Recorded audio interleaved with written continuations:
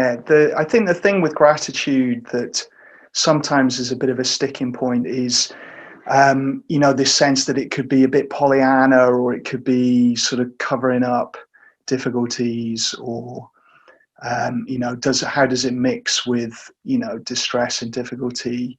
And actually, I think gratitude really supports us. I think I've said that, quite a few times throughout this week, that actually it's something to ground and support us in difficulty. It's not to deny, it's not to try and pretend that the world is perfect and doesn't have these difficulties, but it's something to support and nourish us alongside that. And we have this negativity bias in our brain, so our brain is wired up to see more of the negative than the positive. And so we need to just offset that a little bit here and there.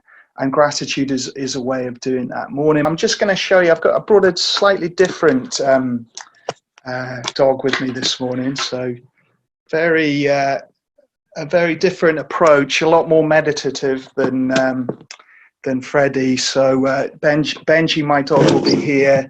If you hear any snoring, you'll know that's what it is. It's not me falling asleep, it's Benji, honestly. So today I wanted to come back to a theme that we have looked at a little bit, and it's looking at gratitude and how gratitude can support our relationships and our connections.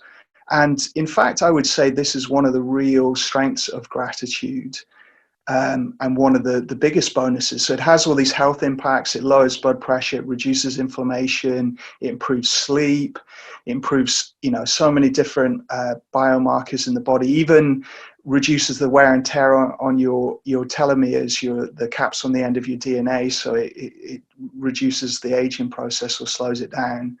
And the big one, though, really for me, is that it improves our relationships. And some of this is this negativity bias. So today I'm going to talk and do some practices that are, partly targeted towards, your life partner or your sort of intimate relationships, but they also apply to family, friends. It can strengthen all of those relationships. So I'm going to just mention some of the research from an amazing psychologist called John Gottman, who is the most world-renowned expert on marriage and relationship, actually.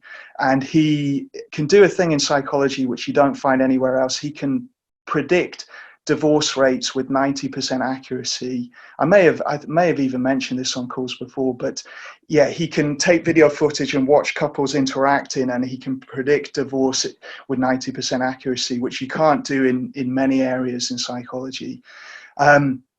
And the things he's identified, these 4 horsemen of the apocalypse, he calls them, and they're the 4 qualities that will damage relationships. And they are criticism, contempt, defensiveness, and stonewalling. So criticism, contempt, defensiveness, and stonewalling. And all of these, if they're in excess, will start to damage our connections, and not just our intimate relationships, but also our family, our friends.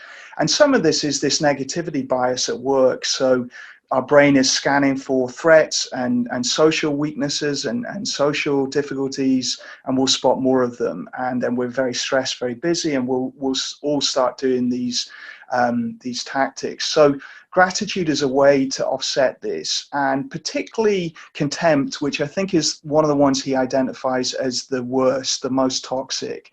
So if we can switch contempt to fondness, admiration, appreciation, then we can really strengthen our relationships. So we're going to do a practice around that.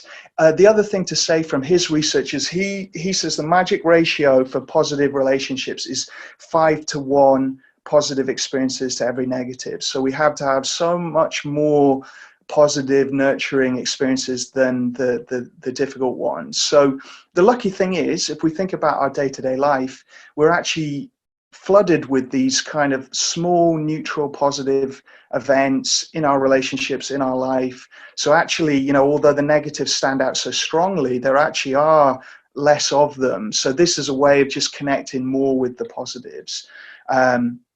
And then the other side of it is how we share gratitude, how we connect together. So we'll do a practice now.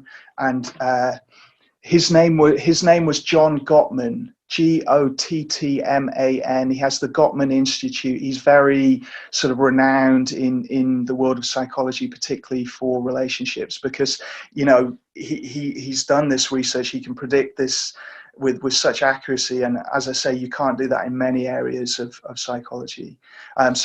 And actually, there's a lot of research that both with gratitude and savoring, if we share these, we get even more of this. And I think we'll all experience that, you know, when you have a brilliant holiday with other people, it's so powerful reflecting on that and sharing that.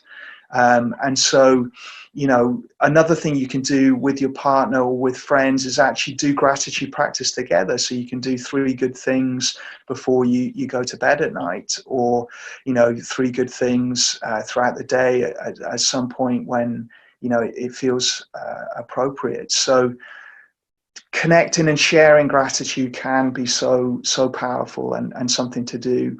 One final practice, and then tomorrow we're going to think about habit formation and really focus on that. So in the context of gratitude, but also thinking of habits more broadly. So the final one is another gratitude tool for anyone who has difficulty sleeping.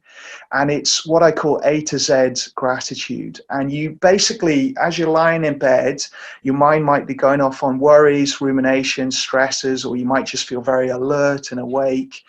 Go through the alphabet, and for each letter, express gratitude for something that begins with that letter. And you can be flexible with it. It can be a kind of sentence that has that in. So, you know, we don't want to be every time we do it going, I'm grateful for apples because they're really nice.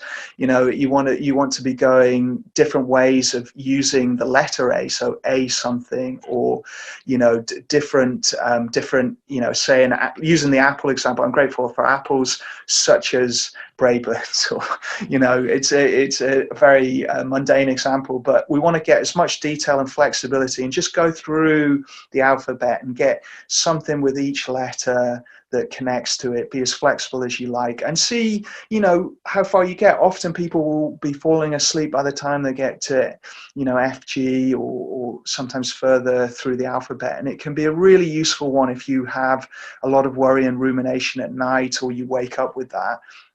So sometimes those worries can be worth writing down if they're useful things to remember and they're important, but often it's the problem-solving mind just going into overdrive. So to have something gentle to put our mind onto instead, to just every time it goes under the worry and rumination, to move it back onto the alphabet and the gratitude can be so useful. So give that a try if anyone struggles with sleep.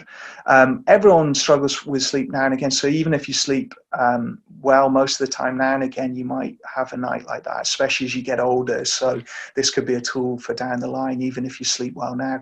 And even if you sleep well now, give it a try tonight. You know, give it a try as you're falling asleep. If you sleep well, you might get A, B, and then you're off. So give that one a go. So I hope everyone got something from today. It's really about gratitude and connection in our family, our friendships, and our intimate relationships. And for us to offset that negativity bias and get that ratio up to more like 5 to 1. And watch out for the 4 riders, the 4 horsemen of the apocalypse. So criticism, contempt, defensiveness, and stonewalling. And surf the urge to use them.